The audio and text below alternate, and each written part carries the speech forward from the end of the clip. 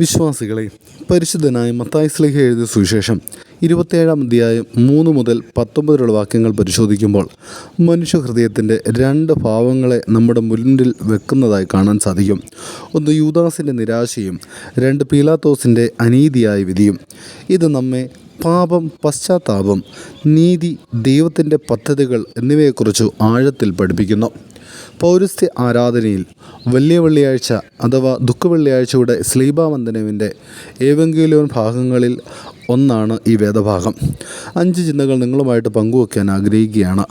യൂദാസ്, പശ്ചാത്താപമോ നിരാശയോ? ഇസ്കറിയാത്ത യൂദായ്ക്ക് തൻ്റെ തെറ്റ് മനസ്സിലാക്കി. ഞാൻ നിരപരാധിയായ രക്തം വിൽപ്പന ചെയ്തു. എന്നാൽ അവൻ ചെയ്തത് യഥാർത്ഥ പശ്ചാത്താപമല്ല, അത് തികച്ചും നിരാശയിലേക്കാണ് അവനെ നയിച്ചത്. പാപം ചെയ്തതിൽ ദുഃഖിക്കുന്നത് മാത്രം മതിയില്ല, ദൈവത്തിങ്കിലേക്ക് മടങ്ങി വന്ന് അതിനെ പശ്ചാത്തപിച്ച് ഏറ്റുപറയുമ്പോഴാണ് യഥാർത്ഥ പാപമോചനം ലഭിക്കുന്നതെന്ന് പരിശുദ്ധനായ സെൻറ്റ് ജോൺ ദ ക്രിസോസ്റ്റം നമ്മളെ പഠിപ്പിക്കുന്നുണ്ട്.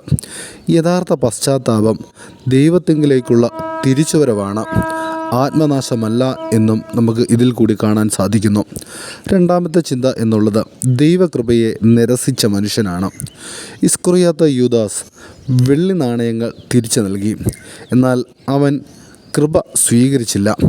പരിശുദ്ധനായ എഫ്രൈം ദ സിറിയൻ നമ്മളെ പഠിപ്പിക്കുന്നുണ്ട്, ദൈവത്തിൻ്റെ കരുണ വലിയതാണെങ്കിലും അത് സ്വീകരിക്കുവാൻ മനുഷ്യഹൃദയം തുറക്കണമെന്ന്.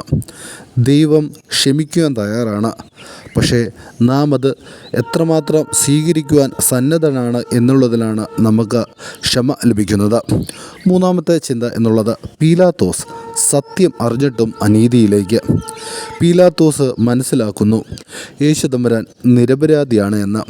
എന്നാൽ അവൻ ജനങ്ങളുടെ സമ്മർദ്ദം കാരണം തൻ്റെ സ്വന്തം സ്ഥാനം നഷ്ടപ്പെടാതിരിക്കുവാനും അവിടെ കൂടിയിരിക്കുന്നവരുടെ പ്രീതി ലഭിക്കുവാൻ തക്കവണ്ണം അനീതിയായ വിധി അനുവദിക്കുന്നതായി നമുക്ക് കാണാൻ സാധിക്കുന്നുണ്ട്. സത്യത്തെ അറിഞ്ഞിട്ടും അതനുസരിച്ച് ജീവിക്കാത്തത് വലിയ പാപമാണ് എന്ന് വലിയ മാർ ബസേലിയോസ് അദ്ദേഹത്തിൻ്റെ ലേഖനങ്ങളിൽ കൂടി നമ്മളെ പഠിപ്പിക്കുന്നുണ്ട്. നീതിയോട് നിൽക്കുവാൻ ധൈര്യം നമുക്ക് ആവശ്യമാണ്. നാലാമത്തെ ചിന്ത ഉള്ളത് രക്തത്തിൻ്റെ വില ആത്മീയ മുന്നറിയിപ്പ് ആണ്. യൂദാസിൻ്റെ പണം ഉപയോഗിച്ച് രക്തഭൂമി വാങ്ങി. ഇത് പാപത്തിൻ്റെ ഫലമാണ് സൂചിപ്പിക്കുന്നത്. പാപം എപ്പോഴും ദോഷത്തിന് ഫലം നൽകുന്നു. അഞ്ചാമത്തെ ചിന്ത എന്നുള്ളത് പീലാത്തോസിൻ്റെ ഭാര്യയുടെ സ്വപ്നം, ദൈവത്തിൻ്റെ സാക്ഷ്യം. പീലാത്തോസിൻ്റെ ഭാര്യ പറയുന്നുണ്ട്, ആ നീതിമാനുമായി നീ ഒന്നും ചെയ്യരുത് എന്ന്. ദൈവം പല രീതികളിൽ നമുക്ക് സത്യം വെളിപ്പെടുത്തുന്നുണ്ട്.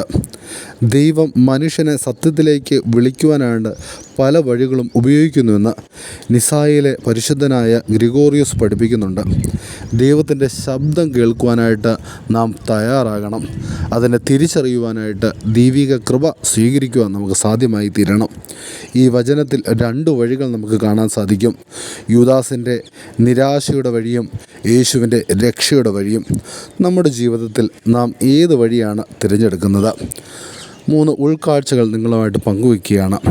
യഥാർത്ഥ പശ്ചാത്താപം ദൈവത്തിങ്കിലുള്ള മടങ്ങിവരവാണ്. നിരാശ ആത്മാവിനെ നശിപ്പിക്കുന്നു. 2 സത്യമറിഞ്ഞിട്ടും അനുസരിക്കാത്തത് വലിയ പാപമാണ്, പാപദോഷം ഫലം നൽകും. 3 ദൈവം പല വഴികളിലും നമ്മെ വിളിക്കുന്നു. നാം രക്ഷയുടെ വഴിയെ തിരഞ്ഞെടുക്കണം. ദൈവം നമ്മെ എല്ലാവരെയും അനുഗ്രഹിക്കുമാറാകട്ടെ.